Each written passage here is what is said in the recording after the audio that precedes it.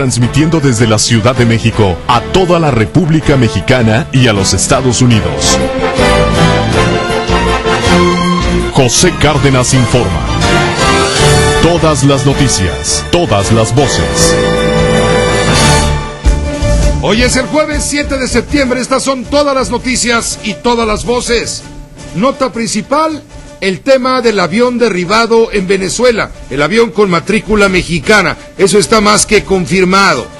El avión procedía de la ciudad de Querétaro. Su hangar, su lugar de estancia es el aeropuerto de Monterrey. El propietario radica en Colima. Pero bueno, esos son datos, los primeros datos que comienzan a circular. Sin embargo, lo último y lo más urgente habla de los tripulantes del avión. Según la Secretaría de Relaciones Exteriores, el gobierno de Venezuela habría informado que los tripulantes, que los que iban a bordo, saltaron a tiempo antes de que el avión fuera inutilizado por la Fuerza Aérea de Venezuela. La aeronave, le digo, cayó a tierra, la pista donde se encontraba quedó inmovilizada también, quedó cerrada pues a cualquier tipo de vuelos, al menos durante las primeras horas luego de que ocurrió esta acción del gobierno y de la Fuerza Aérea Venezolana. Pero vamos directamente, vamos con Edgar Martín Ríos. Él tiene los detalles de cómo y cuándo salió ese avión Hawker 25 que fue derribado en Venezuela. ¿Cómo, a qué horas, cuándo salió de Querétaro? Edgar, ¿cómo te va? Muy buenas tardes.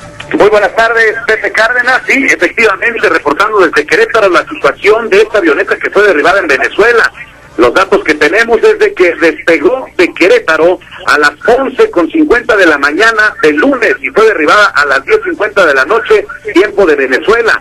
Esta información la confirma Marcelo López Sánchez, secretario de Desarrollo Sustentable, ya que el aeropuerto de Querétaro pertenece a su dependencia. Dijo, la aeronave hizo un recorrido de aproximadamente 8 horas, por lo que se intuye que realizaron una escala en algún punto, ya que no contaban con el combustible necesario para realizar un viaje tan largo. Señaló que esta avioneta es privada. Escuchemos las palabras del secretario Marcelo López. Por la hora, y está en un tuit del señor comandante de la Fuerza Aérea de Venezuela, el avión fue derribado o fue bajado, no se sabe, a las 22:53 horas de Venezuela, que más o menos son las 9 de la noche hora de México, es decir, 8 horas después de que había salido aquí. El avión, por la característica, no tiene autonomía de vuelo de 8 horas, no tiene autonomía de combustible de 8 horas, entonces el avión tuvo que haber bajado en algún lugar. Esto confirma plenamente entonces, Edgar Martín, que el avión despegó de la ciudad de Querétaro y fue derribado 8 horas después de iniciado el trayecto. Sí, efectivamente, Pepe Cárdenas, lo confirma ya la gente del aeropuerto, esto ya está confirmado. Y fíjate también que nos dimos a la tarea de buscar la versión oficial del gobierno del estado. El secretario de gobierno, Jorge López Portillo, habló del tema. Destacó que la aeronave era proveniente de Monterrey y que llevaba 7 pasajeros dentro de la misma. Aunque dijo ninguno era queretano, los pasajeros bajaron en algún punto intermedio, precisando que la isla a la que supuestamente se podría haber dirigido sería en las Antillas Holandesas. Esta es la información y las palabras del secretario de gobierno, la versión oficial del gobierno del estado de Querétaro. Pero no tenemos claridad, sí, de si cuando fue la bajada iban los 7. No tenemos ninguna confirmación porque la autoridad aeronáutica todavía está por confirmarnos si bajaron en algún punto intermedio los 5 tripulantes. Bueno, estamos mostrando a través de Telefórmula imágenes de este avión cuya matrícula es Extra Bravo Metro Golfo Metro XB MGM y no es una avioneta precisamente, es un avión a reacción, a turborreacción, un avión ejecutivo en toda la forma, no es un avioncito cualquiera pues. Sí, Pepe, ahí está la información. El tema es que lo que confirman es que sí no podrían haber volado por muchas horas, no traían el combustible necesario para poder realizar un viaje tan largo. Entonces son los detalles que nos dan tanto el encargado del aeropuerto de Querétaro como la versión oficial del secretario de gobierno de Querétaro, López Portillo. Edgar, te agradecemos mucho la información desde Querétaro a través de Grupo Fórmula, estaremos pendientes para cualquier novedad. Estaremos pendientes del tema, Pepe Cárdenas. Estaremos pendientes. Bueno, este avión se ha identificado, es propiedad de Jorge Salazar Ochoa. Esta aeronave que fue incinerada, fue quemada, fue derribada allá en Venezuela, es propiedad de un mexicano de nombre Jorge Salazar Ochoa, quien es buscado a estas horas por las autoridades de Colima, pues allá en Colima es donde radica. Vamos directamente con Maximiliano Cortés hasta Colima, él tiene más datos porque están indagando el paradero del dueño de la aeronave. Te escuchamos Maximiliano, adelante. Gracias, Pepe, buenas tardes, auditorio. Bueno, pues es información importante. El gobernador del estado, Mario Anguiano Moreno, habló este día sobre Jorge Salazar Ochoa.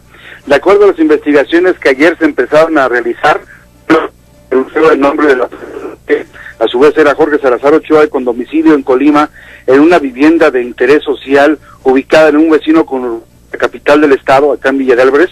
Bueno, pues te puedo comentar que se hicieron las investigaciones y de acuerdo a lo que dice el gobernador en entrevista con los medios de comunicación, es que pues la información que se tiene únicamente en el procurador, que tenía 2 asuntos pendientes en la Procuraduría, estos relacionados con violencia intrafamiliar. De acuerdo a la información se dice que hasta donde se sabe, las condiciones económicas de esta persona, José Salazar Ochoa, es una persona que tenía condiciones económicas como para tener una aeronave. De acuerdo a la información, el gobernador del estado, Mario Anguiano, aseguró que estarían proporcionando información a las instancias correspondientes y que todavía continúan las investigaciones para saber el paradero y, por supuesto, aportar más información que se tenga respecto a esta persona, Jorge Salazar Ochoa. Comentados de ya se iniciaron investigaciones en la Procuraduría. Sí, estamos aquí viendo la información ciertamente confusa, salvo por los datos que poco a poco han ido surgiendo a cuentagotas. En el rastreo de la propiedad del avión, a partir de una indagatoria en el sitio de internet Airport Data, debe ser airportdata.com, que ofrece información sobre aeronaves y aeropuertos de más de 200 países. Ahí está registrada esta aeronave, es el avión con matrícula Extra Bravo Metro Golfo Metro. La denominación Extra Bravo corresponde efectivamente a aeronaves particulares, porque la Extra Alfa, la XA, corresponde a aviones comerciales, y la Extra Coca, o sea XC, corresponde a aviones oficiales o de gobiernos de estados o del gobierno federal. En este caso se trata, al parecer, por la matrícula de un avión de uso particular fabricado por la empresa Hawker Siddeley en el año de 1968, y el registro de propiedad está radicado en San Pedro Garza García. Y según este sitio de internet airportdata.com, se establece que el propietario efectivamente es Jorge Salazar Ochoa, pero tiene como dirección de residencia el estado de Tabasco, y señala que fue el último comprador de esta aeronave que venía de los Estados Unidos, una aeronave que, según se ha dicho, se utilizaba para viajes con fines turísticos. Es la información que tenemos, Maximiliano, más la que tú estás agregando, desde luego. Sí, y lo de comentar que fue muy enfático el gobernador. Él señala que si me preguntan que si era el propietario real de la aeronave, dijo el gobernador, que por su condición económica no se le ve que sea el propietario real de esta aeronave. Y quiero comentarte que esa vivienda es una zona de interés social, pues no tiene ni es zona residencial, es eminentemente de interés social y no habría condiciones económicas, pero de acuerdo a la información, el gobernador aseguró que se compartirá toda la información que se esté recabando por parte de las autoridades locales, Pepe. Pues muchas gracias, Maximiliano, por la información desde Colima para Grupo Fórmula, desde luego. Buenas noches. Muy buenas noches, es Maximiliano Cortés, corresponsal de Grupo Fórmula. Son, le digo, los datos que hay en este momento en la mesa. Efectivamente, se confirma que habrían viajado 7 pasajeros en esta aeronave. El secretario de Gobierno de Querétaro, lo informaba hace un momento Edgar Martín Ríos, nuestro corresponsal allá en Querétaro, asegura que, de acuerdo con datos proporcionados por la autoridad queretana, viajaban, le digo, 7 pasajeros cuyos nombres todavía se desconocen. Dijo que la aeronave arribó al aeropuerto de Querétaro procedente de Monterrey, Nuevo León, y tenía como destino Bonaire, en las Antillas holandesas. Esta información es absolutamente de orden federal por parte de la Autoridad Aeronáutica y de la Secretaría de Relaciones Exteriores. Le preguntaron que cuántas personas viajaban, dice 7 personas, pero no tenemos claridad de si cuando fue bajada en Venezuela iban los 7. No tenemos ninguna confirmación porque la autoridad aeronáutica todavía está por confirmarnos si bajaron en algún punto intermedio. También mencionó que dado que las bitácoras de las aeronaves son de orden federal, son las autoridades federales quienes poseen la información detallada de los nombres de pasajeros y tripulantes. Estamos intentando hacer contacto con la Dirección de Aeronáutica Civil del gobierno federal para que nos informen los nombres de los pasajeros que viajaban a bordo de este avión. Le digo, un avión Hawker 25, modelo 1968, no es un avión modesto, es un avión pues de buen calado, es un avión con mucha presencia, es un avión ejecutivo, pero digamos de los medianos tirándole a grande.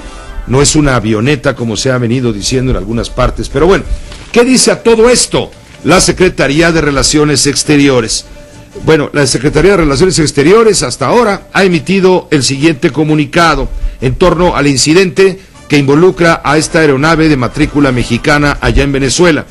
Dice textual el boletín: en seguimiento al caso de la aeronave con matrícula mexicana y el incidente que ésta tuvo con las Fuerzas Armadas de Venezuela, la Secretaría de Relaciones Exteriores añade las siguientes precisiones fundamentales en información contenida en una nota diplomática enviada por este país. Se refiere a Venezuela. 1. El avión y la pista en la que este fue ubicado, el avión, fueron inhabilitados por la Fuerza Aérea Venezolana. 2. Según la información contenida en la nota diplomática del gobierno venezolano, los ocupantes abandonaron la aeronave antes de su inhabilitación. Así, en esos términos vagos, es como lo explica la Cancillería. 3. Las autoridades venezolanas y mexicanas continúan las investigaciones en torno a este caso y se mantienen en constante comunicación. Hasta aquí este comunicado de la Secretaría de Relaciones Exteriores, es el comunicado número 429, con fecha de este jueves 7 de noviembre. 1. Que el avión y la pista fueron inhabilitados. 2. Que los ocupantes abandonaron la aeronave antes de su inhabilitación. 3. Que continúan las investigaciones en torno al caso y que los gobiernos de México y Venezuela están manteniendo comunicación constante. Aquí tengo otra hoja con los mismos datos que le acabo de dar. El periódico El Universal está publicando en su portal de internet que el gobierno de Venezuela informó a la Secretaría que los ocupantes de la aeronave que fue inmovilizada, así le ponen inmovilizada, entre comillas, por irrumpir en su espacio aéreo, abandonaron el aparato antes de su inhabilitación. Esto es de acuerdo con la nota diplomática que le acabo de leer. Aquí viene un poco más explicada. Es el mismo boletín, lo está publicando en su portal el periódico El Universal y otros diarios, por supuesto, nacionales, y en Venezuela también, donde se da seguimiento puntual a lo sucedido. Así las cosas hasta el momento en torno a este misterioso, entre comillas, incidente ocurrido allá en Venezuela. Hoy, por cierto, el presidente de Venezuela, Nicolás Maduro, reiteró que su país ha establecido ya un escudo aéreo para evitar la incursión, dijo textual, de aviones enemigos. Ayer sorprendió Maduro en un discurso cuando dijo que no es el primero, que ya van como 30 en los últimos 3 o 4 meses. Dijo el mandatario venezolano: recientemente en aguas nacionales fue derribado el avión número 30. El tercero que se derriba de esa forma, vinculado al narcotráfico. Vamos a combatir con todo, que lo sepan quienes lo saben y quienes no lo saben, que lo vayan sabiendo. Así lo dijo con ese juego de palabras el presidente venezolano Nicolás Maduro. En octubre pasado, el presidente de Venezuela anunció que derribaría los aviones que utilicen el espacio aéreo venezolano para traficar con drogas. Esto de acuerdo con la ley de interceptación aérea autorizada allá en Venezuela desde mayo del año pasado. Dijo también ayer Nicolás Maduro que sepa el narcotráfico internacional que a partir de hoy cualquier nave que entra a Venezuela a traficar va a ser conminada a aterrizar en paz, si no va a ser derribada por nuestros cazas Sukhoi, por nuestros F-16 y por toda la aviación militar venezolana. advirtió en un acto con militares transmitido por la televisión luego de conocerse el incidente del avión mexicano. Escuche usted. Que tiene la patria, los cohetes estos, ustedes saben cuáles son, que son los más modernos del mundo. Bueno, se van a colocar en los puntos claves de las montañas del país, incluyendo los barrios, las comunidades de Caracas, de la Gran Caracas y de todo el país. ¿Para qué? Para garantizar que nunca en la vida, jamás en la vida, una aviación militar enemiga, extranjera, imperialista, entre a Venezuela, entre a la ciudad, para garantizar nuestra vida en paz. ¿Ustedes saben cuál es el mayor poder militar para garantizar la paz? ¿Cuál es el mayor poder militar? No son los misiles nucleares de Estados Unidos, no. El mayor poder militar es un pueblo organizado, es una fuerza armada fortalecida que sirva de disuasión para que los locos que desde el exterior planifican cosas contra Venezuela sencillamente sepan que es un costo impagable meterse con nuestro país. Es un concepto que lo tenemos claro en nuestra Fuerza Armada Nacional Bolivariana. Es un concepto que ya está operando y funcionando en defensa de la patria. Más que un concepto en el aire, es una realidad que vamos a ir consolidando este año, el próximo y el próximo. Millones de hombres bajo las armas y mujeres en las milicias, bien entrenaditos, cada palmo del territorio bien resguardado. Esto es parte de la esencia del discurso que ayer en cadena obligatoria de radio y televisión el presidente Nicolás Maduro dirigió al pueblo, a la nación venezolana.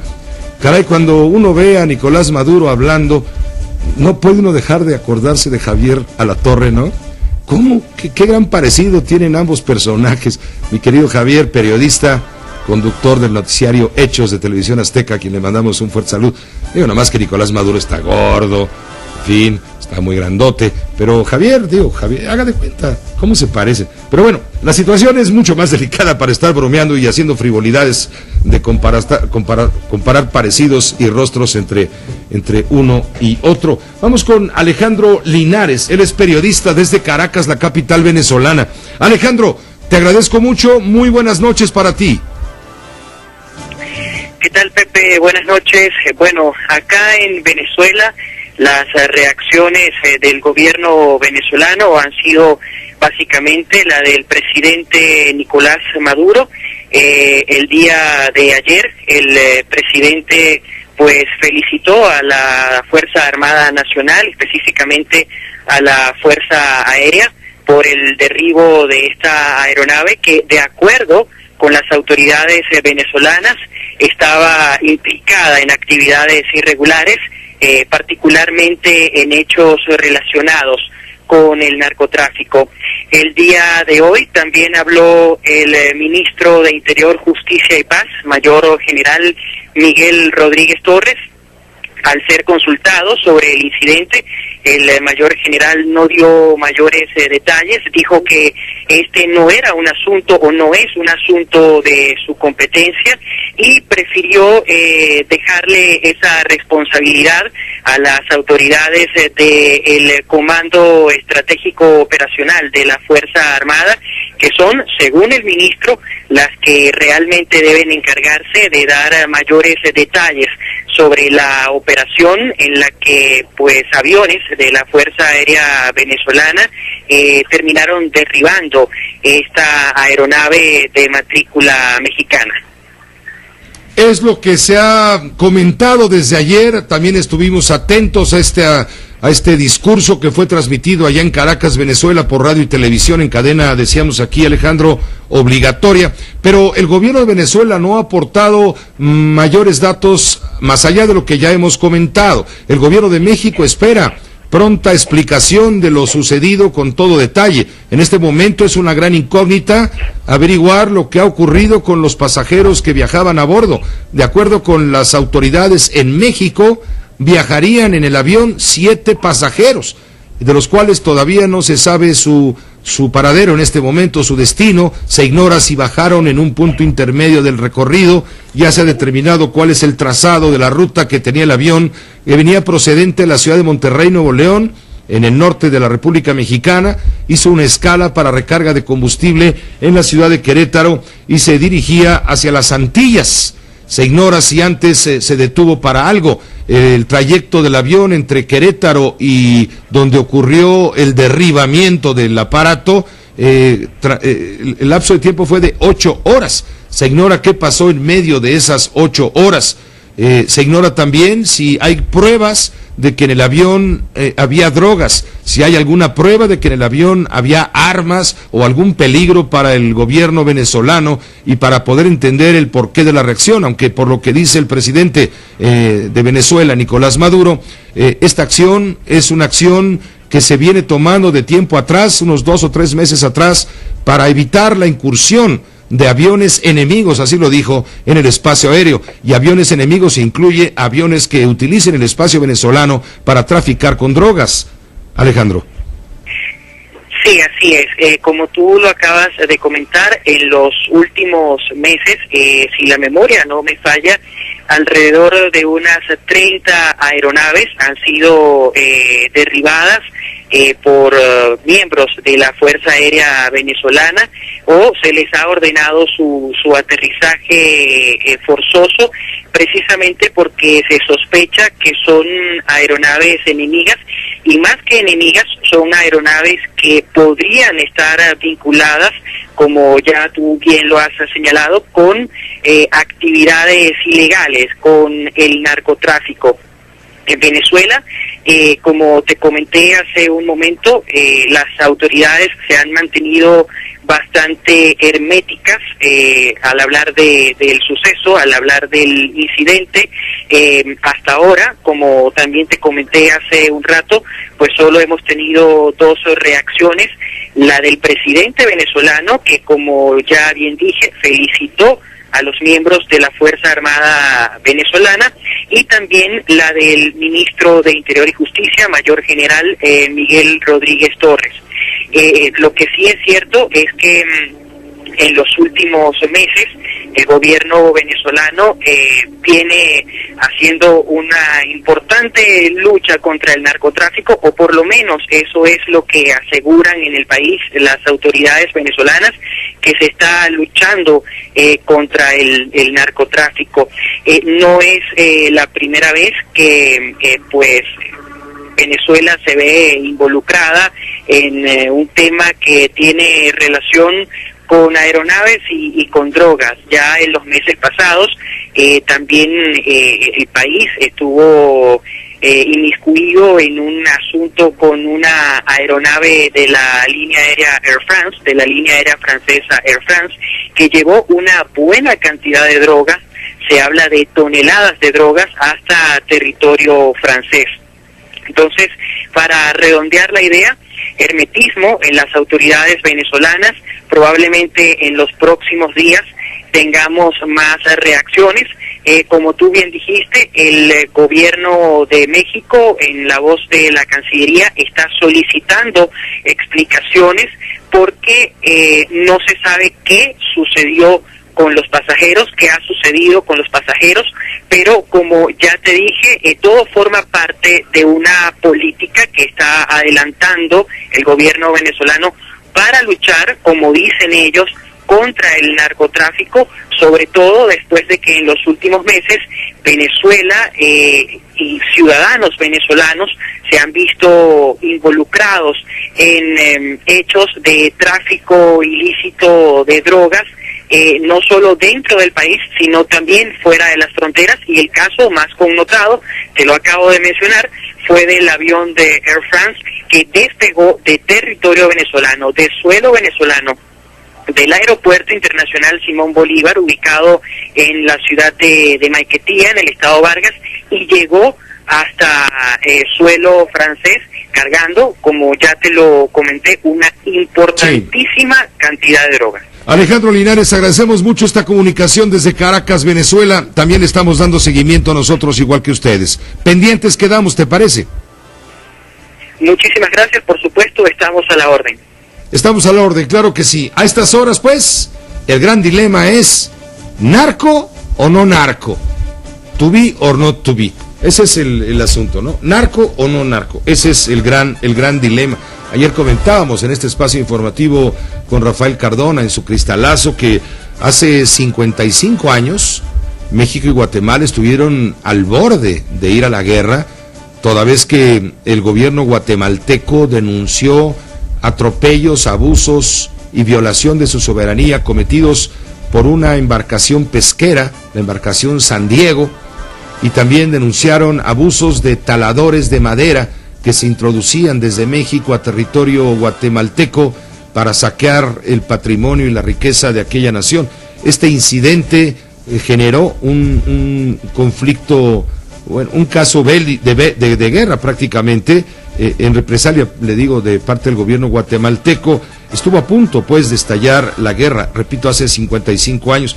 Hace 9 años, por razones distintas, pero hace 9 años, cuando gobernaba Vicente Fox sus primeros años, el segundo año, hubo un conflicto diplomático con Cuba que congeló la relación prácticamente hasta el punto de la inexistencia. Y ahora, bueno, pues habrá que esperar el desenlace de esta historia que tiene más de fantasía que de datos de verdad, datos que se irán conociendo sin duda poco a poco. Seguiremos informando, manténgase con nosotros, gracias. Eloísa, esto es una obra de arte. Noticias, todas las voces.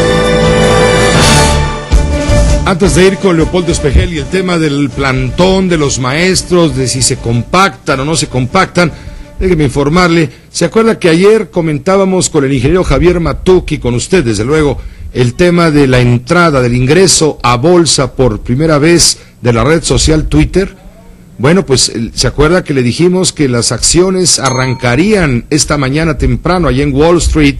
Porque ellos están cotizando en la bolsa de Wall Street, no en el mercado de Nasdaq. Habían arrancado en $26, números redondos, $26. Bueno, pues resulta que fue un exitazo, arrasó, el pajarito se alocó y logró ser una inversión muy atractiva para los inversionistas estadounidenses y también extranjeros. Los microblogs del Twitter se estrenaron en Wall Street, le digo, con una subida, se dispara el precio, es un éxito. ¿Sabe cuánto subieron las acciones del Twitter nada más hoy en su inicio de acciones en la bolsa?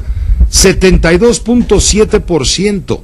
Terminaron la jornada tras el ajuste final de las últimas órdenes de compraventa en $44.9, casi $45. Empezó en 26 y ya llegó a $45. Es el primer día de cotización de la red social que, bueno, pues está marcando un gran protagonismo con este debut.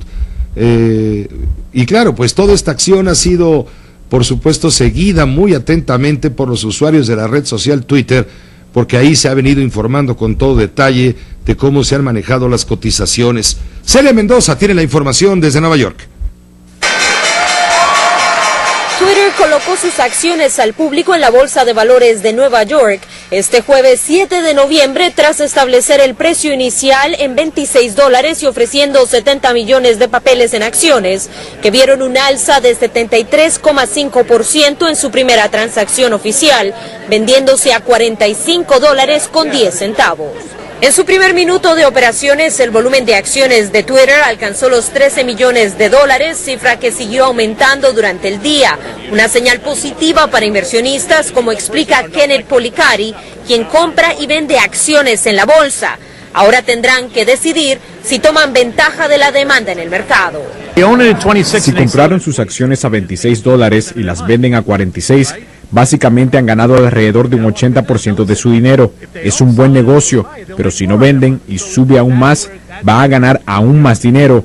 Y ahí es donde el proceso de inversión realmente se da. Dando paso a los analistas que estudian el mercado de las redes sociales, en el que Twitter se destaca haciendo de su salida pública una de las más esperadas del año luego de Facebook, donde para esta empresa de $18 mil millones el precio así como el proceso fue manejado de manera cautelosa. Lo que, de acuerdo a Jonathan Corpina, le da confianza a los inversionistas que le apuestan al AVE de 140 caracteres. De acuerdo a los expertos, los 70 millones de acciones ofrecidas por la compañía Twitter podrían ser vendidas en su totalidad, esto después de ver una gran demanda en los mercados. Esa es la información de Celia Mendoza desde Nueva York. Yo le tengo un datito bien interesante. Cuando arranca la cotización por primera vez en el mercado de valores de Nueva York, en la bolsa de valores de Wall Street, la empresa Twitter arranca costando 14.410 millones de dólares. Es lo que costaba Twitter esta mañana a las 8 de la mañana, 8:30, cuando arrancó el mercado en Wall Street. 14.410 millones de dólares. ¿Sabe cuánto terminó valiendo la compañía al cierre de operaciones de la Bolsa de Nueva York? 24.460 millones de dólares. Es decir, en un día, por las acciones vendidas y por el dinero que entró, aumentó 10.000 millones de dólares. Es un hecho que, por supuesto, por extraordinario, pues se convierte en noticia. Déjeme hacer una pausa breve para ir con el tema de los maestros, que es otro lado de la historia informativa. Radio Fórmula 900. Con Leopoldo Espejel. Él tiene la historia completita, de principio a fin, de lo que en las últimas horas ha venido ocurriendo en la Plaza de la República, donde está el Monumento a la Revolución y donde está desde hace 55 días el plantón de los maestros de la Coordinadora de Trabajadores de la Educación. ¿Se compactan, no se compactan? ¿Arrodillan a Gobernación? Hoy un periódico, el periódico Reforma, dice en su primera plana: ablanda Cente a Gobernación, como diciendo ya le doblaron las manos y las rodillas a la propia Secretaría de Gobernación. Bueno, ¿y qué decir del gobierno del Distrito Federal? ¿Qué está pasando, Leopoldo? ¿Cómo va todo? Adelante, muy buenas tardes. ¿Qué tal, Pepe? ¿Cómo estás? Muy buenas tardes. Pues fíjate que luego del incumplimiento de la Coordinadora Nacional de Trabajadores de la Educación, con el compromiso que tenía con el gobierno capitalino de compactarse y reabrir el circuito de la Plaza de la República, que no ocurrió, Pepe, y luego de la presencia de elementos de la policía del Distrito Federal en torno a la zona del Monumento a la Revolución por la noche, el gobierno capitalino da a conocer que la Secretaría de Gobernación le sugirió no actuar en el tema magisterial y abonar para llevar a cabo, pues a buen puerto, las negociaciones y tratar de destrabar el conflicto. Magisterial del caso, Pepe, estoy por la mañana, integrantes de las secciones 7 y 40 de Michoacán y de 740 de Chiapas y la 18 de Michoacán comenzaron a retirar sus casas de campaña de algunas de las calles aledañas al Monumento a la Revolución. De hecho, se abrió, te puedo decir que casi el 40%, Pepe, del circuito de la Plaza de la Revolución, sin que hasta este momento, Pepe, integrantes de las secciones de Guerrero y de Oaxaca hayan accedido a hacer lo mismo, por lo cual, pues solamente quedó en una buena intención. Hoy había una reunión, Pepe, de acuerdo con lo que nos han informado los integrantes de la disidencia magisterial en la Secretaría de Gobernación, que se canceló, pero llegaron más refuerzos, Pepe, llegaron de distintos estados del país para participar en un meeting que hubo hace apenas una hora y la cual, Pepe, pues continuó ahorita su marcha, iban a la Secretaría de Gobernación, tentativamente este es el punto, otros dicen que van a la Plaza de la República. El caso es que llegaron refuerzos, Pepe, y bueno, pues esto va a complicar aún más el tema de la compactación de los campamentos de la CENTE, quienes han advertido, Pepe, que bueno, pues tienen la intención, pero no se ponen de acuerdo. Hay que recordar que cada uno de los estados participantes, Chiapas, Veracruz, Oaxaca, Guerrero y el Distrito Federal, pues tienen posturas distintas. Entonces, de ello deriva, Pepe, el que no se hayan puesto de acuerdo y reabrir el circuito como se habían comprometido con el gobierno capitalino, quien a su vez, Pepe, reitera que será el próximo domingo cuando tengan de plazo para recuperar justamente este circuito de la Plaza de la República, se reactive el comercio, pero los integrantes de la disidencia han reiterado que de reubicar su campamento, de eso ni siquiera se habla, Pepe. Así que es lo que está ocurriendo en estos momentos, Pepe. Fíjate que hoy, entre broma y veras, Alberto León, el coordinador del noticiero que hacemos en Uno TV en las noches, Alberto León me comentaba, no, sí, se están replegando y están hasta trapeando y limpiando y echándole jabón al piso. ¿Por qué? Pues porque ahí vienen los refuerzos, porque le están abriendo espacio, le están haciendo cancha a los que están llegando de otros estados. ¿Tú coincidirías?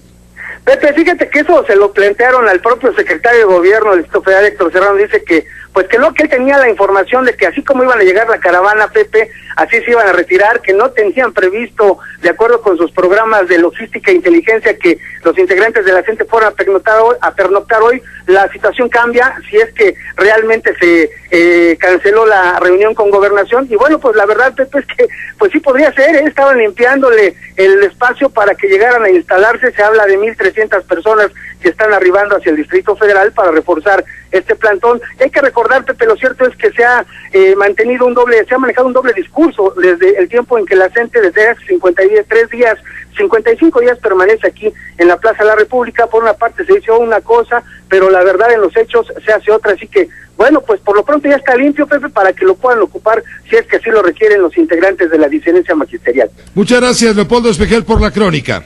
Buenas tardes, Pepe. Muy buenas tardes, Leopoldo Espejel. ¿Qué dice a todo esto la autoridad del gobierno del Distrito Federal, quien ayer emitió una información, Laura Cardoso, señalando la necesidad de estar presente en las mesas de diálogo que continúan y continuarán en la Secretaría de Gobernación? Pide el gobierno del DF estar en esa mesa también y participar y escuchar a los maestros, porque el asunto ya está cada vez más y más complicado. Laura, ¿qué dice el gobierno de la ciudad? Buenas tardes. Hola, Pepe, es Miguel Ángel Mancera quien hoy confirmó, aunque no dijo la hora, que autoridades del gobierno capitalino se reunirían con funcionarios de la Secretaría de Gobernación, el gobernador de Chiapas, Manuel Velasco, y líderes magisteriales para buscar justamente una solución al conflicto y el plantón que los maestros mantienen en el Monumento a la Revolución. La petición que llevaría el jefe de gobierno, o por parte del jefe de gobierno, iría Héctor Serrano a las autoridades federales, es que no se permita la invasión de vialidades como ocurre ya en el circuito de la Plaza de la República y las calles aledañas. Se supone que esta sería la primera vez que autoridades locales participan en esta mesa de negociación de un conflicto que Miguel Ángel Mancera insiste es estrictamente de carácter federal y en el que el papel de su administración, dice, es exclusivamente abonar al diálogo. Como tú ya lo mencionabas, anoche el secretario de Gobierno Héctor Serrano advirtió que aunque lleguen más maestros de diferentes estados en esta caravana a reforzar el campamento que mantienen en el Monumento a la Revolución, a partir de lunes el gobierno capitalino implementaría un operativo para recuperar el circuito vial de la Plaza de la República y las calles aledañas, porque según ellos detuvieron esta petición o esta solicitud a los manifestantes de desalojar el circuito de la República a solicitud de la Secretaría de Gobernación, al que el gobierno capitalino aceptó la noche de ayer seguir abonando a la solución de este conflicto de índole federal. Hoy Miguel Ángel Mancera decía, pues así, siempre hemos mantenido el diálogo con la Secretaría de Gobernación. Ahora el planteamiento concreto es que habrá una reunión en donde estará el gobernador de Chiapas en la Secretaría de Gobernación, justamente para solucionar este conflicto. Nosotros hemos reiterado, dijo, que estamos en esta comunicación, pero también hemos reiterado que tenemos que velar por la ciudadanía, tenemos que ver por el respeto a la vida de la ciudad. Entonces creemos que ha llegado un punto en donde vamos a exponer esta voz. Es la primera vez que la Ciudad de México va a participar en esta mesa, es decir, en la mesa que se lleva en la Secretaría de Gobernación con la CENTE. Pues ahí está, Pepe, la información, y estamos en espera de la respuesta del gobierno capitalino en torno a esta mesa de negociación, si van hoy o cuándo va a suceder esto, Pepe. Sí, porque queda en ridículo el jefe de gobierno del Distrito Federal, quien empeña de buena fe su palabra, anunciando que los maestros se compactarán, se replegarán y liberarán vialidades peatonales y vehiculares en la Plaza de la República, y los maestros le pintan violines, ¿no? Incumplen el pacto, el acuerdo al que habían llegado con la autoridad del gobierno del Distrito Federal. Y sí, ayer empezaron dizque a compactarse, pero retiraron nada más 3 carpas, 3 de las casi 100 o que hay por ahí en esa zona. Tú me dirás cuántos hay. Dicen que están haciendo... Eso, sí, ni siquiera no eso, ¿verdad? Simplemente no se puede pasar, Pepe. Anoche a las 12 de la noche ahí era imposible pasar. Incluso hoy el jefe de gobierno dice, nosotros llegamos a un punto con la CENTE en donde se estableció una fecha en el transcurso del vencimiento de esa fecha en las muestras de algunos de los líderes de replegarse y de subir hacia la plancha. Vino la petición concreta de la Secretaría de Gobernación para esto, para que la Ciudad de México tuviera un compás de espera en las acciones a determinar hasta en tanto se llevara a cabo esta mesa. Y pues hablaba de la reunión, pero pues no hubo tal reunión, entonces estamos a la espera de que digan cuándo y a qué hora. ¿Cuándo y a qué horas? Cuando se les pegue la gana, y a qué horas a las de ellos. ¿Qué horas son las que digan los maestros? Porque son ahora los que gobiernan, cuando menos ese sector de la zona del centro de la Ciudad de México. Están haciendo están obteniendo un beneficio privado de un verdadero espacio público que le corresponde a la ciudad y al gobierno, por supuesto, recuperarlo. No hay de otra. Le vamos a recomendar con todo respeto al jefe de gobierno y a su equipo de trabajo y de negociación, para que no queden otra vez en ridículo frente a estos maestros, les vamos a recomendar, me parece que es el capítulo 5 o 6 de la serie House of Cards, esta serie que ganó el Grammy, ¿es el Grammy o el Emmy? Es el premio que se da a lo mejor en la televisión, el Emmy, que ganó el Emmy este año como la mejor serie realizada en los Estados Unidos, y que habla sobre los conflictos políticos y la personalidad del jefe de la mayoría de los demócratas en la Cámara de Representantes de Estados Unidos, Frank Underwood, y cómo ese Frank Underwood hace todo lo imposible, por supuesto con unos valores muy cuestionables, para lograr sus objetivos. Y le vamos a recomendar ese capítulo porque justo había estallado una huelga de maestros, y me acordé mucho de Miguel Ángel. Había estallado una huelga de maestros en todo Estados Unidos. Esto es ficción. Y se habían ido a la huelga a las escuelas durante más de un mes, los niños no iban a la escuela, y todo porque había un conflicto con los sindicatos, evidentemente, con el líder de los sindicatos de los maestros y el representante de ellos. Y bueno, el presidente de Estados Unidos le dice al líder de la bancada representante de la Cámara de Representantes: pues esto es un ridículo, vamos a tener que renunciar a nuestra iniciativa de reforma educativa. Fíjate qué coincidencias. Vamos a tener que no presentar esto porque ya nos doblaron las manos los sindicatos. Y Underwood le dice: no, señor presidente, deme una semana y yo lo resuelvo. Y se va contra la voluntad del presidente. ¿Y sabes cómo lo resolvió? Pues no te lo voy a contar. Mejor que te lo cuente Miguel Ángel Mancera cuando le mandemos el capítulo para que lo vea. Es la única manera como se pueden arreglar las cosas. ¿Para qué discutir si lo podemos arreglar a fregadazos, no? Esa es la fórmula a la que lleva la falta de negociación y la falta de diálogo. Laura, te agradecemos mucho. Me mantengo al pendiente. Sí, hombre, no dejes de ver el capítulo, está bueno, de veras está bueno. Me acordé mucho de Miguel Ángel Mancera, del presidente Peña Nieto, del secretario de Gobernación, ni modo, pero así son las cosas. Lo checo enseguida. Claro que sí, se llama House of Cards, y el logotipo es una bandera de Estados Unidos al revés. Como por medio de la tranza, el chanchullo, bajo la mesa, la política, el trinquete y la astucia, se logra avanzar en política, y no por la vía frontal, viendo a los ojos. Eso no existe en política, y menos cuando son tan poderosos los adversarios. Y mire, hoy estaba hojeando temprano esta mañana y me lo traje, el periódico La Razón, que dirige Pablo Iriart, trae un estupendo reportaje donde plantea, vislumbra, nos permite, devela cuáles han sido los contenidos de las negociaciones que llevan a cabo los maestros en la Secretaría de Gobernación, tocando un punto muy concreto. Según ha trascendido y lo publica el periódico La Razón a través de una nota de Néstor Jiménez, el periódico de Pablo Iriart publica que la CENTE se va solo si liberan a los plagiarios. ¿A qué nos referimos? A que la CENTE quiere fuera de la cárcel a maestros que raptaron y encadenaron a 2 menores en una cisterna durante 140 días, que fueron detenidos y están encarcelados. Dice también el periódico: cometieron el rapto a tiros en Oaxaca y los detuvo la Policía Federal. Los profesores demandan liberarlos para irse de la Plaza de la República. Es parte de la negociación y por la cual se mantienen los maestros, según la versión que publica hoy el diario La Razón, revelando quizá contenidos de las conversaciones que ha habido entre maestros y la Secretaría de Gobernación. Y en su editorial caminante, que es muy breve, escribe La Razón: la más reciente condición de los líderes de la CENTE para entregar la Plaza de la República es liberar a su ideólogo oaxaqueño, que está preso por secuestrar a 2 menores. En lo dicho, son delincuentes. Hagamos una pausa, regresamos. José Cárdenas informa. Todas las noticias, todas las voces. Es colaborador, partícipe, actor principal también en La Fórmula Financiera, el programa que por las frecuencias de radio y luego más tarde en Telefórmula continúa después de esta emisión informativa.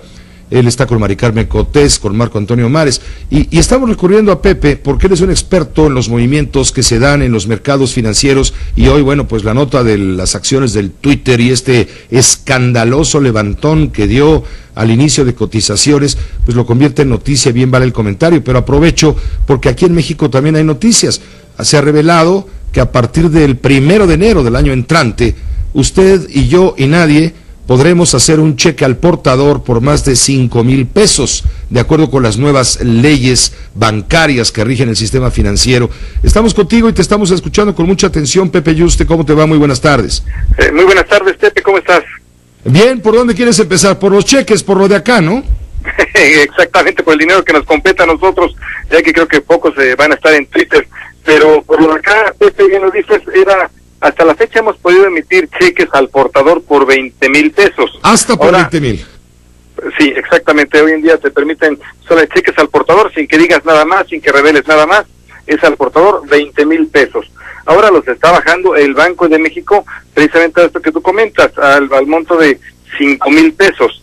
Esto, bueno, pues obviamente tiene que ver mucho con la identidad de la persona. Realmente el Banco de México está siguiendo al pie de la letra toda esta nueva ley que hay para identificar a los clientes. Esto es lo que ha pedido que regulen a los bancos, y desde luego, bueno, tiene que ver uno con el tema de identidad, dos con el ya no aceptar realmente que haya esto, que si bien no es dinero en efectivo, porque se da a través de un cheque y está ligado a una cuenta bancaria, pero quien lo cobra, bueno, no sabemos quién sea. Así que bueno, está entrando esta cuestión de identificar perfectamente a la persona física o moral, realmente, y bueno, si no se identifica, solamente va a ser de 5,000 pesos lo que vas a poder emitir de un cheque al portador.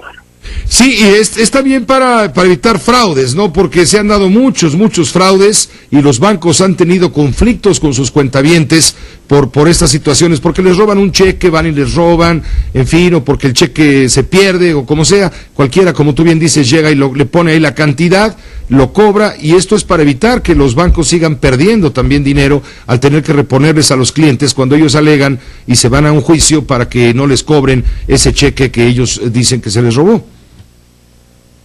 Pepe, ¿me escuchas? Bueno, se cortó la comunicación con Pepe Yuste, pero con él queremos platicar de esto de los cheques, porque sí, es a partir del 2 de enero, porque el día 1, bueno, pues nadie trabaja, ni las gallinas ponen, pero el 2 de enero del año entrante, el monto máximo para el pago entonces de cheques al portador será de 5,000 pesos, dice el Banco de México, a fin de reducir los riesgos de fraude en operaciones de este tipo. Esto lo dio a conocer en un comunicado el Banco Central. Dice que desde el 2 de enero, dichos documentos por cantidades superiores a 5,000 pesos deberán ser expedidos a nombre de una persona física o moral. Deberán ser nominativos, pues, una persona moral que pueda, obviamente, al ir a cobrarlo, identificarse plenamente y el banco tomar nota y datos por cualquier aclaración. A partir de ese día los bancos ya no van a pagar cheques expedidos al portador por cantidades superiores a 5,000 pesos. Váyalo anotando en la agenda de todo lo que tenemos que hacer el año entrante en este sentido. También se subraya que el propósito es evitar contratiempos a los usuarios y para que se tome en cuenta de manera oportuna este nuevo límite. Es lo que se está manejando, lo que se está comentando sobre el asunto de los cheques. Íbamos a platicar del Twitter con Yuste, pero me parece que se quedó sin pila, sin batería. Se le acabó la pila a Pepe Yuste. En lo que se recarga la pila, vamos a un corte. Hemos recuperado finalmente la comunicación con Pepe Yuste. ¿En qué nos quedamos, Pepe? Pepe Yuste, ¿me escuchas? Sí, muy bien, muchas gracias, Pepe. En este tema de los cheques al portador, donde a partir del 1 de enero del próximo año, ya según circular del Banco de México, solo podrás emitir cheques al portador por 5,000 pesos. Lo bajan de 20,000 a 5,000 pesos. Es una medida que comentábamos, Pepe, es una medida antifraudes. Hay muchos fraudes que se hacen por cheques al portador. Ahora además va muy de la mano con conocer al cliente, y va de la mano desde luego con estas leyes de conocimiento al cliente, de evitar tanto cuestión en efectivo. Y hay que reconocerlo, Pepe, poco a poco ya la economía mexicana y el sistema financiero ha dejado mucho los cheques, está dando un mayor paso hacia otro tipo de dinero electrónico, es decir, a las tarjetas de crédito. Creo que aquí el tema de los cheques ya se va a dejar de utilizar mucho más. Antes era muy recurrido, con esto, bueno, pues cada vez menos. Bueno, pues eso es lo que va a ocurrir con los cheques a partir, decíamos aquí con precisión, del 2 de enero del año entrante, para que todo el mundo lo escuche bien, se lo aprenda y no vaya a pasar un mal rato cuando vaya a cobrar un cheque o hacer un cheque mayor a 5,000 y luego pues a la gente que se lo dé no se lo quieran pagar. Pero Pepe, también es noticia el asunto Twitter, me parece que es espectacular. Pocas veces la bolsa da tanta noticia, me refiero en ese sentido de alto impacto. Bueno, es que fue impresionante, Pepe. Hay quien dice que ya podríamos estar viviendo una burbuja sobre el .com, sobre estas empresas de .com, pero particularmente las redes sociales. La última vez que se colocó muy fuerte una empresa había sido también de red social, había sido Facebook, y ahora bueno, lo hace Twitter, y Twitter lo hace de verdad muy fuerte. Tan solo hoy que la colocaron en esta oferta pública inicial, ganaron sus acciones 72.7%. Este 72.7%, si lo traducimos a millones de dólares, bueno, estaríamos hablando de una ganancia que lo hizo subir de 14.200 millones de dólares a 24.989 millones de dólares, más casi 11.000 millones de dólares ganó hoy Twitter en la bolsa. Un dato curioso, Pepe, y que fue parte de la estrategia: no se coloca en el Nasdaq como suelen colocarse estas empresas de alta tecnología, sino se hace en el New York Stock Exchange, en el tradicional mercado de Wall Street, lo hacen, y bueno, pues salen bastante bien con esta alza del 72.7%. Bueno, pues es la noticia que obviamente ocupará las planas de la información económica y del mundo de los negocios, de la información financiera. Este disparo, así fue un verdadero disparo. Como tú bien dices, habrá que esperar a ver si no ocurre que todo esto no es más que una ilusión, una burbuja, y mañana o pasado comienzan las malas noticias. Fíjate que parece que todavía habrá que esperar en efecto. Todavía viene un efecto que tienen bancos, acciones que podrían ellos mismos comprar. Los bancos colocadores es este famoso green shoe, este zapato verde que tienen opción a hacerlo.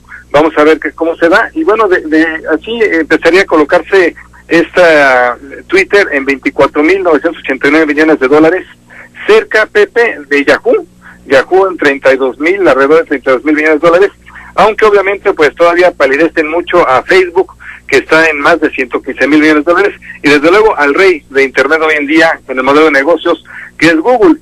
336.000 millones de dólares es lo que vale en bolsa. Sí, pero tú has anotado algo bien interesante. Esta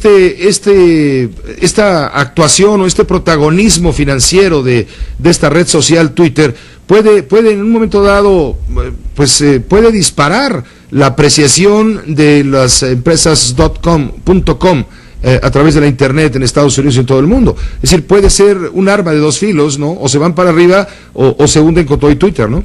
Esta es la parte muy interesante, Pepe. Se habla de una posible burbuja porque todo el mundo quiere comprar, sobre todo en la parte de redes sociales. Ya lo vimos con Facebook, cuando entró a bolsa no le fue nada bien, se empezó a conocer que no traía estas perspectivas potenciales de negocios, sobre todo de patrocinios, y empezó a caer en la bolsa de valores, en el Nasdaq. Vamos a ver cómo le va a Twitter. Twitter tiene algunos problemas, sobre todo que está basado en Estados Unidos, todo su esquema publicitario, el 75%, también tiene, que es muy influyente, pero no es tan ubicuo, tan expansivo como Facebook. Así que bueno, sí es cierto, hay mucha aceptación hoy de las redes sociales, son la moda, pero sabemos que estas cosas pueden pasar, Pepe, y se puede caer en el mercado. Te agradezco la información y los comentarios, Pepe Yuste. Estaremos atentos al programa que comienza a las 8 de la noche en estas frecuencias de radio. Gracias, Pepe, un abrazo. Un abrazo, Pepe Yuste, analista financiero del programa La Fórmula Financiera con Mari Carmen Cotés, Marco Antonio Mares. Él nos ayuda a entender todo esto que está pasando. Hay que informar lo que hoy sucedió en el Congreso, en la Cámara de Diputados. Hubo un reconocimiento de los legisladores federales al primer centenario del Ejército Mexicano. Estuvo Salvador Vega Casillas, general secretario de la Defensa Nacional, habló de la necesidad del apoyo del Ejército a las estrategias para devolver la paz y la tranquilidad al país. Dijo también claramente que el Ejército no buscará regresar a los cuarteles inmediatamente, que esto será un proceso desde luego paulatino, pero aprovechó y ante los legisladores pidió leyes que permitan dar mayor certeza jurídica a los miembros y elementos de las Fuerzas Armadas Nacionales en el cumplimiento de su deber. Vamos a enlazarnos con Sara Pablo. Ella tiene la crónica de este centenario que hoy se conmemoró en la Cámara de Diputados. Sara, ¿cómo te va? Buenas noches. ¿Qué tal, Pepe? ¿Cómo estás? Buenas noches. Homenaje en la Cámara de Diputados al Ejército Mexicano en el centenario de su creación en la explanada del recinto legislativo de San Lázaro. Se realizó la ceremonia de izamiento de la bandera y la banda de música del Ejército y Fuerza Aérea Mexicana junto con la banda de guerra entonaron el himno nacional. Ya en el vestíbulo principal del edificio A se develó una placa conmemorativa en la que se lee: al Ejército Constitucional Mexicano, 100 años de leal defensa de las libertades, las instituciones y la República. Ante algunos coordinadores parlamentarios como Mario Fabio Beltrones y Arturo Escobar, el secretario de la Defensa Nacional, Salvador Cienfuegos, refrendó el papel de las Fuerzas Armadas como pilar de la estabilidad, democracia y unidad nacional. El general secretario dijo que el Ejército trabajará al lado de las autoridades por un futuro de paz y seguridad, actuando siempre apegado a la ley, con respeto y restricto a los derechos humanos. Dijo que si bien su capacidad de acción y operación del Ejército pues se ajusta a lo que dicta la Nación y el Congreso y a las directrices del presidente Peña, son necesarias normas que den certidumbre a las acciones militares. Las Fuerzas Armadas requieren de instrumentos legales apropiados, modernos y funcionales que garanticen su desempeño y den respuesta certera a las exigencias de nuestra sociedad y así afrontar la realidad actual y futura del país. Y es que en democracia se requiere de la prevalencia de normas que otorguen certidumbre al actuar militar sin menguar el potencial de las capacidades de defensa y seguridad nacionales. En una atropellada entrevista, el general señaló que el Ejército no quiere seguir en las calles porque no es su vocación, pero cumplen las órdenes que reciben. En su oportunidad, el presidente de la mesa directiva, Ricardo Anaya, recordó que el Ejército es la institución más respetada y prestigiada. Sus integrantes, dijo, han arriesgado la vida y el propio prestigio para combatir al crimen. Dijo, sin embargo, que esta tarea de combate al crimen organizado debe ser una medida transitoria. México no debe jamás abusar de la lealtad de su ejército. Señaladamente, aunque no solo en Michoacán, es cierto que en las condiciones actuales retirar al ejército de estas tareas sería impensable, pero debemos colaborar para que su intervención, hoy subsidiaria y ciertamente muy necesaria, sea una medida transitoria. En esto coincidió el presidente de la Junta de Coordinación Política, Silvano Aureoles. Nuestro ejército sigue siendo reconocido por el pueblo de México por su muestra de profesionalismo, disciplina, lealtad. Señaló que el ejército no puede ni debe estar al servicio de la transitoriedad del poder político. El reporte que tengo, Pepe. Muchas gracias, completísimo, Sara Pablo. Muy buenas tardes. Buenas tardes. Un reconocimiento a las Fuerzas Armadas a través del Ejército Mexicano hoy en la Cámara de Diputados Federal, como lo han venido haciendo los congresos de de los estados de la República. Uno a uno se han ido develando placas, se han colocado en letras doradas el nombre del Ejército Mexicano en los congresos como un reconocimiento a su labor institucional. Y hablando del Ejército, hoy se anuncia que elementos de las Fuerzas Armadas toman el control del municipio de Vistahermosa, esto allá en el estado de Michoacán, como parte del operativo de seguridad del cual platicábamos hace un par de días con el doctor Manuel Mondragón, el comisionado de Seguridad Nacional. Leovigildo González, de la agencia Cuadratín, tiene toda la información en detalle. Adelante, Leovigildo, muy buenas noches. Buenas noches, Pepe. No se trata de un operativo como el similar al Lázaro Cárdenas. La acción del Ejército Mexicano y la Policía Federal, así como Federal Ministerial, fue una detención, la detención de 25 elementos de la Policía Municipal de Vistahermosa, aparentemente investigados por la desaparición de 2 policías federales ministeriales ahí en cercanías de este municipio. En total, te repito, Pepe, son 25 elementos de la Policía Municipal los presentados esta tarde ante el Ministerio Público Federal en la capital michoacana. Y bueno, te comento, el Ejército Mexicano tomó el control de la seguridad de este municipio tras la detención de la mayoría de los elementos policiales de este municipio. No parecía por un momento ser un operativo similar al registrado en Lázaro Cárdenas hace unos días, donde el ejército llevó a entrenar a los elementos de la Policía Municipal a la Ciudad de México y aquí a la capital michoacana, pero no, finalmente se informó que fue la presentación de estos 25 policías municipales ante el agente del Ministerio Público Federal, luego de que 2 policías federales ministeriales desaparecieran el pasado domingo en inmediaciones de esta alcaldía. Es el informe que tenemos desde Michoacán, Pepe. Leovigildo, muchas gracias y gracias también a la agencia Cuadratín por esta información. Estamos pendientes, hasta luego. Estamos muy pendientes, por supuesto. Hoy el presidente de la República presentó el Plan Nuevo Guerrero. Es un plan en el cual se van a invertir cerca de 30,000 millones de pesos para rescatar en todos los órdenes de la vida al estado guerrerense sumido en la depresión provocada por la inseguridad, la violencia, la presencia de cárteles delictivos, en fin. ¿Se acuerda? Aquí nos dijo el propio doctor Mondragón que el puerto de Acapulco y otros puntos rojos del estado de Guerrero van a ser controlados, vigilados por elementos de las Fuerzas Armadas, Ejército Mexicano, Secretaría de Marina Armada de México, elementos de la Policía Federal y con la colaboración de la Policía Estatal. ¿Por qué? Pues porque van a arrinconar a las policías municipales que son ineficientes, no solamente por falta de voluntad, sino también por corrupción y por falta de recursos, pero tienen sumido a Guerrero en un caos de inseguridad. Va a entrar el ejército a Guerrero y se va a hacer cargo, el ejército y las Fuerzas Armadas se van a hacer cargo de la seguridad en el estado, en lo que se restablecen las condiciones para que nuevamente la policía, digamos, entre comillas, de civil, se encargue de esas tareas. Bueno, en torno a todo esto, hoy el presidente anunció el Plan Guerrero. Maru Rojas, tú tienes todo el detalle. ¿Cómo te va? Buenas noches. Fíjate, Pepe, que iba a empezar por lo económico, pero ha resaltado una parte muy importante que hay que leer entre líneas hoy de los oradores que estuvieron en esta presentación de un gran programa, pero que todos reconocieron la labor de las Fuerzas Armadas, un reconocimiento que me han antecedido ya las personas que han participado ahorita, pero que aquí, con esta reconstrucción que se pretende del estado de Guerrero, por lo que dejaron las lluvias del huracán Manuel, no solo se han dado cuenta que hay pobreza en Guerrero, que todo mundo lo sabíamos, sino que además de la mano de la pobreza está la violencia, y que hay un caldo de cultivo, y así lo dijo el gobernador de la entidad,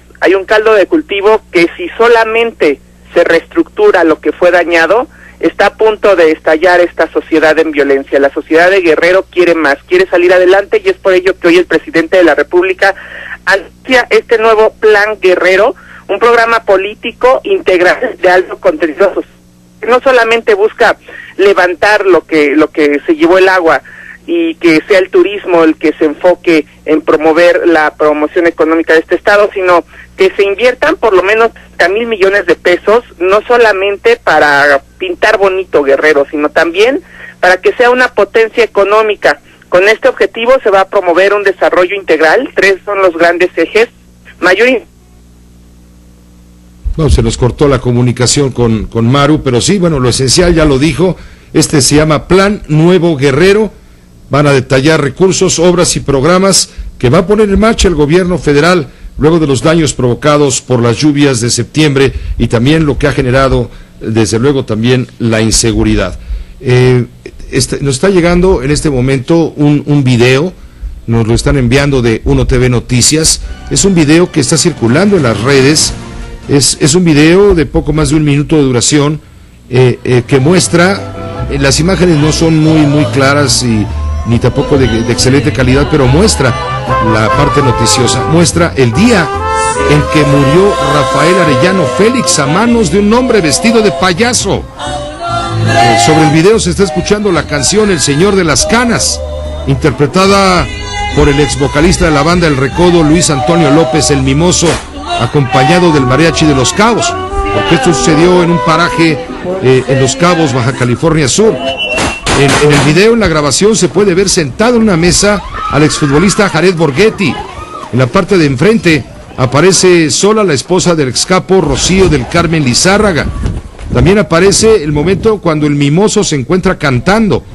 El sicario vestido de payaso pasa a escasos metros de él y segundos después se escucha el disparo. Los invitados parecen no darse cuenta, salvo un grupo de jovencitas que están en la mesa de enfrente y quienes se agarran la cara y se levantan de las mesas.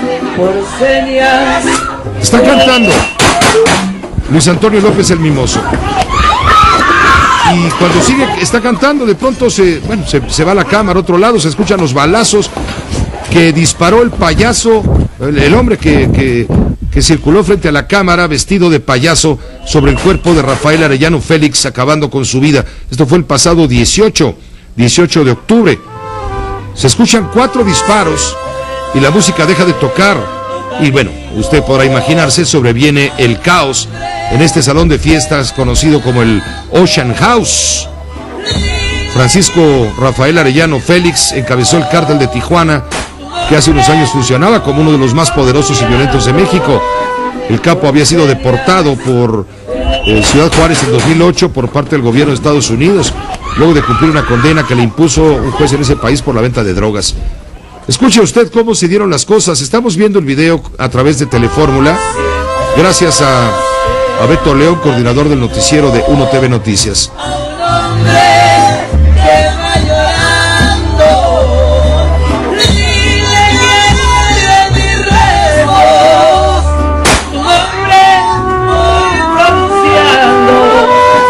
Por señas.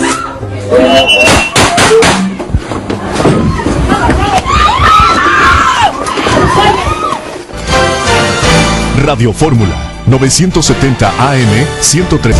El video donde se muestra la fiesta en la que mataron a Rafael Arellano Félix el 18 de octubre pasado, lo puede usted ver a través de Radio Fórmula, en nuestra página de internet de Radio Fórmula, en la página de internet de 1tv.com, en la página de josecárdenas.com.mx, en fin, y la puede ver en las redes sociales. Se está difundiendo ahora como pólvora. Tengo contacto en este momento con Lucero Solórzano. Ella es crítica de cine, colaboradora del diario Excelsior, de 1TV Noticias, de Canal 22, y en esta ocasión le agradezco mucho que nos permita contar con su valioso punto de vista, toda vez que hoy, Lucero Solórzano, el mundo de la cultura está de luto. Te saludamos con mucho afecto. Pepe, qué gusto saludar. Ah, caray, tenemos una mala comunicación con Lucero, la calidad del enlace por vía celular no es muy buena. Vamos a tratar de recuperar la llamada. Sí, le digo, el mundo de la cultura está de luto porque hoy murió Amparo Rivelles, esa gran actriz española. Murió en Madrid justamente a la edad de 88 años. Fue una de las actrices más importantes del cine español. Obtuvo el Premio Nacional de Teatro y el Premio Goya a la mejor actriz. Hoy murió Amparo Rivelles en Madrid. El reporte es de TV Española. Momentos malos, como todo el mundo, pero no puedo quejarme. Todo ha sido bonito, agradable, con el cariño de la gente, no solamente del público, sino de los compañeros. Feliz. Así recordaba Amparo Rivelles una vida llena de éxitos, minutos antes de recibir un caluroso homenaje por una carrera dedicada al espectáculo. Considerada como la gran dama del cine de los años 40, Amparo recibía, emocionada, entre aplausos y abrazos, un merecido reconocimiento. Sus amigos no se lo quisieron perder y por eso muchos de ellos adaptaron su agenda para estar cerca de Amparo. Lina Morgan, Rafael y su mujer Natalia Figueroa eran algunos de ellos. Una gran curranta y una maravilla de persona y una gran actriz. Es mi cuñada, pero es mi hermana. Amparo es una diosa. Ha sido una diosa y sigue siendo una diosa. A una gran actriz, hombre, a una persona extraordinaria y una actriz de chapó. De la familia de Amparo echamos de menos a su hermano Carlos, pero allí estaban su sobrino Luis y su madre, María Luisa Merlo. Pues se lo merece. ¿Dónde lo habéis dejado? Ya estaba sacando una muela, me parece. Estaba en el dentista. Porque el arte se lleva en la sangre y Amparo Rivelles pertenece a una de las sagas de actores más importantes de España. Su dedicación y su profesionalidad seguirán influyendo por mucho tiempo en el mundo de la interpretación. Esto se informa a través de la radio TV Española de la muerte de esta gran mujer, actriz Amparo Rivelles, multipremiada, famosa por supuesto mundialmente. Hoy falleció. Hemos recuperado la comunicación con Lucero Solórzano. Lucero, ¿me escuchas? Ahora sí te escucho, Pepe. Muy buenas noches a todos. Al contrario, muchas gracias. Lucero también colabora en Grupo Imagen, en las estaciones de radio de Grupo Imagen, le digo en Excelsior, en 1TV, en Canal 22, y le agradezco su deferencia también con la audiencia de Grupo Fórmula. Lucero, pues murió Amparo Rivelles. El mundo de la cultura está de luto, no solamente por esta muerte, sino también por la muerte de esta bailarina mexicana de origen veracruzano, Guillermina Bravo, ícono sin duda de la danza moderna, de la danza contemporánea nacional, y también estamos tristes por la muerte del crítico de cine Gustavo García. Efectivamente, estas tres noticias, tristes noticias el día de hoy, Pepe, yo quisiera empezar por Gustavo García. Estuve esta tarde en el velorio acompañando a su esposa, excelentes personas. Gustavo García, me identificaba yo mucho con él porque era de las personas que querían como de alguna manera reconciliar al público mexicano con el cine mexicano, y buscaba mucho recrear esta conexión que en alguna época fue de gloria en esos famosos años dorados del cine mexicano. Y Gustavo fue maestro de varias generaciones de estudiantes de cine, trabajó en la Facultad de Ciencias Políticas de la UNAM, trabajaba en Radio Red, tenía un programa que se llamaba Cinema Red todos los sábados. Estábamos colaborando en el Canal 22 para la presentación de películas los fines de semana. En alguna época hicimos algo con Proyecto 40 para la entrega del Oscar, y desgraciadamente tenía alrededor de 5 meses en que había ingresado por un problema gástrico que se había complicado, y ya nunca pudo salir del hospital.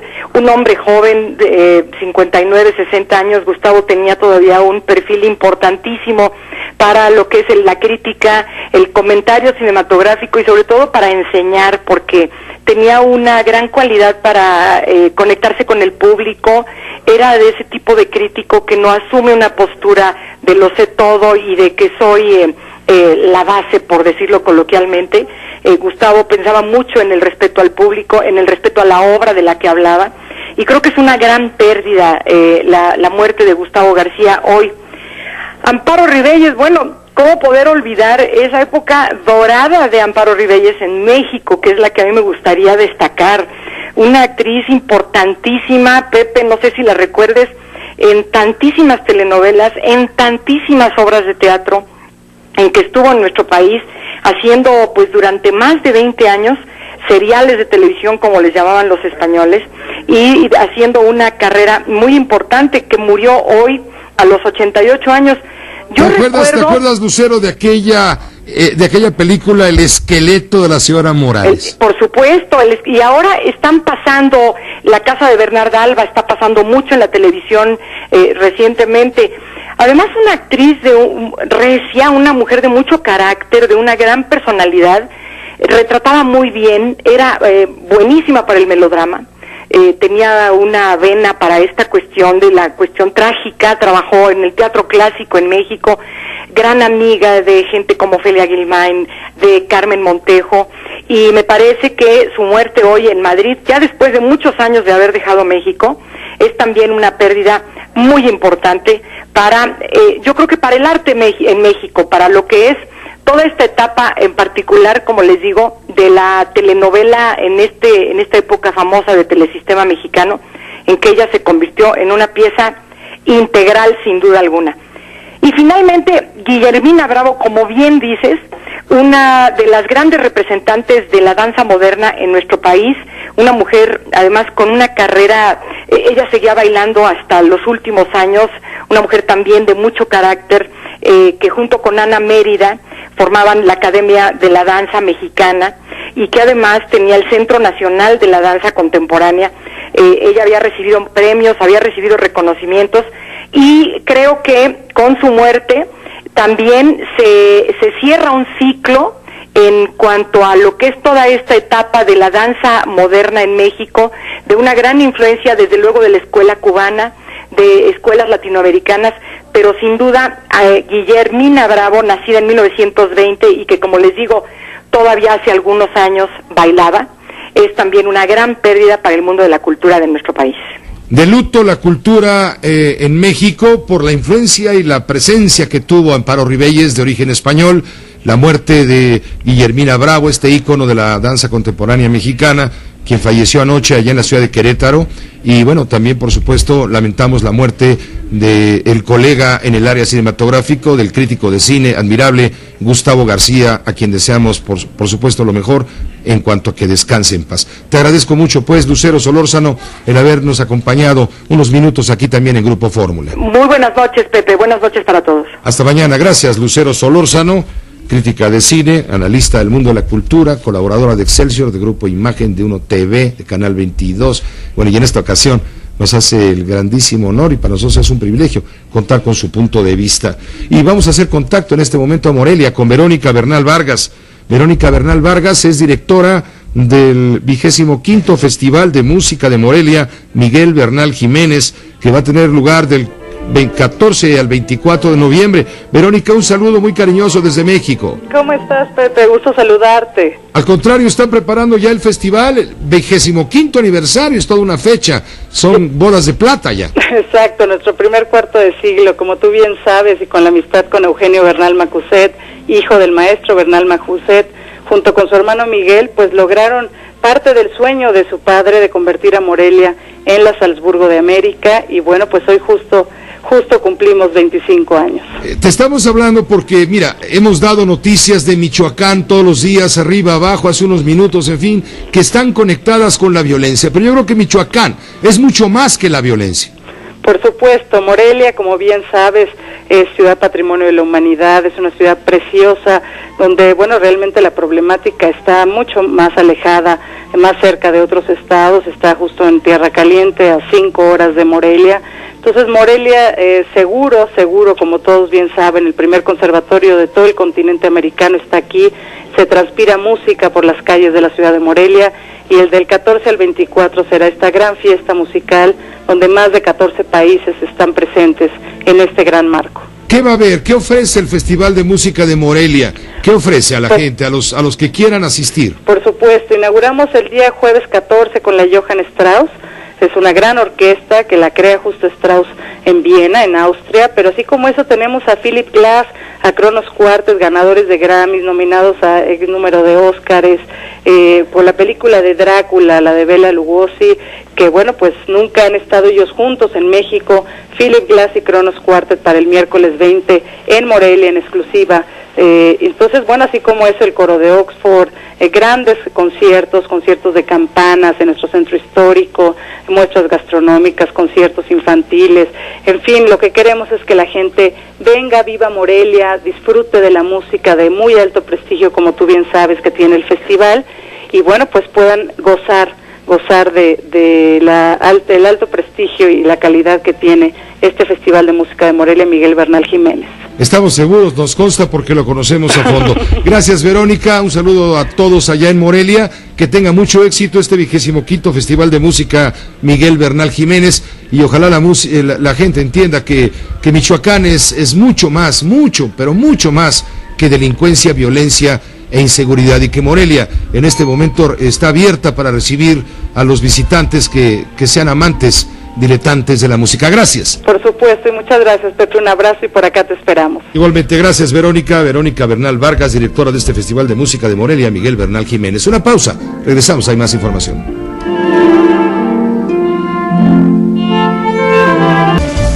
Saque la cobija, conténtese con la señora, ¿verdad, Rodolfo?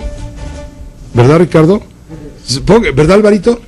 Y póngase los calcetines, no los rotos, hombre, los buenos, los únicos que tienen, los del domingo, porque viene un friazo de estos, pero durísimo. Enrique López Ocampo, ¿cómo estás? Buenas noches. ¿Qué tal, Pepe? Buenas noches. Te comento que un marcado descenso en la temperatura en la mayor parte del país se registrará durante este jueves y desde luego mañana viernes, debido al frente frío número 11, que se ubica ya en el Golfo de México y se desplaza poco a poco hacia el sureste mexicano. Y es que este frente frío, Pepe, afecta principalmente a los estados del norte, allá por Chihuahua, Sonora, pero está descendiendo poco a poco hacia el sureste mexicano, se ubica ya en el Golfo de México y desde luego se dirige hacia los estados del sureste, afectando a Yucatán, Campeche y también Quintana Roo. Esta onda fría por lo menos tardará en quitarse, Pepe, hasta el próximo sábado por la tarde. Esto debido a una situación de inestabilidad en el Golfo de México, lo que ocasiona las bajas temperaturas, el fuerte frío, y en algunos estados, te puedo comentar que en Chihuahua, Sonora, Coahuila y Durango, bueno, aparte del frío, va a llover intensamente. Por eso, todos los sistemas de protección civil y desde luego los gobiernos estatales deben de mantenerse muy atentos por estas condiciones climatológicas nada favorables, Pepe, de aquí al próximo sábado, quizás el próximo domingo. Hay que estar pendientes, Pepe. El reporte que tenemos. Sí, sacar los abrigos, las chamarras, lo que tengamos un poquito más grueso para tolerar el frío, sobre todo en la mañana temprano, ¿no? Los que se levantan. Sí, desde luego en la mañana y desde luego también por la tarde, noche, ya por ahí de las 5 o 6 de la tarde, la temperatura también comienza a descender notablemente, Pepe. Muchas gracias, Enrique, que estés muy bien y buenas noches. Buenas noches. Hay una buena noticia, la selección femenil de México sub-17 de fútbol logró una hazaña. Estamos hablando todo el tiempo de los mexicanos, hombres, varones, que están disputando la final del Mundial 2017, allá del 2013 en Abu Dhabi, y que va contra Nigeria mañana a las 10 de la mañana. Todos estaremos, por supuesto, apoyando y pendientes. Ojalá nos favorezca la victoria. Nos daría mucho gusto por esos jóvenes que han dado todo en la cancha. Pero no solamente son los únicos deportistas destacados. Ya hablábamos hace un par de semanas del Tricky Dream Team, de las Bayonetas de Puebla. Hemos hablado de esfuerzos deportivos que no están en el canal de las estrellas, pero que están en el corazón de los mexicanos, porque son deportistas que saben trabajar y saben hacer, saben portar con dignidad la camiseta del país que representan, la levantadora de pesas que sin apoyo alguno logró triunfos, en fin, esto nos llena de satisfacción. Pues ahora es la selección femenil sub-17 que logra la hazaña de derrotar a Estados Unidos en penales. Al marcador, bueno, fue 5-3, es lo de menos, el caso es que ganaron y ganan su pase a la Copa Mundial sub-17 femenil que habrá en Costa Rica el año entrante, el año 2014. Y bueno, la hazaña es que eliminan a la potencia femenil a nivel mundial. Esa es una gran satisfacción. Enhorabuena por las mujeres de la selección femenil sub-17. Una pausa. En Filipinas hay enorme atención por la proximidad del peor tifón del año. Se toman todas las medidas, no ha ocurrido todavía nada, pero la amenaza persiste. Hasta aquí llegamos con lo importante por hoy en la información. A nombre de todo el equipo le agradezco su atención, su confianza y todo lo demás. Lo esperamos en punto a las 6 de la tarde mañana con todas las noticias y todas las voces. Quédese ahora con la fórmula financiera, el asunto Twitter, lo de los cheques, en fin. Mari Carmen Cortés, Pepe Yuste, Marco Antonio Mares. Y en televisión, Mario Ávila. Y mañana nos leemos en Excelsior y esta noche en 1TV. Gracias.